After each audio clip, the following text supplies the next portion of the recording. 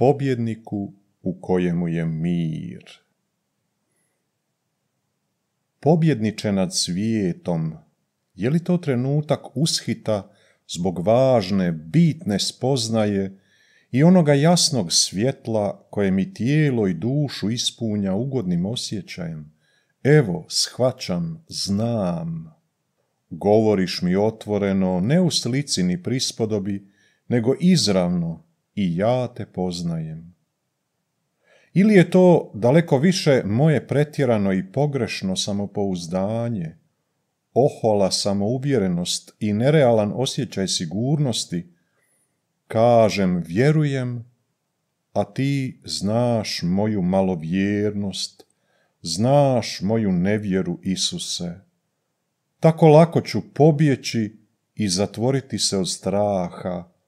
Ostavljam te i jurim u svoju sebičnost, svatko na svoju stranu. Ti sve znaš, zato me hrabriš i tješiš, bodriš me i sokoliš, isto onako kao kad si nam po moru dolazio i umirujuće upozorio da si to ti. Hrabro samo, imajte povjerenja, s pouzdanjem, odvažno. Ti, Gospodine, nisi sam. Ni onda kad iz dubine duše zazivaš i pitaš zašto si me ostavio. Otac je s tobom, tvoj Bog od majčine utrobe, otkako te na majčinim grudima učio povjerenju.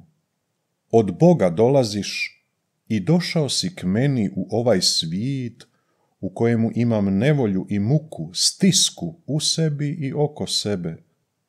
A ti mi riječ upućuješ, zato da u tebi pronađem smirenje i spokoj za sebe, zato da u tvojemu srcu imam svoj mir.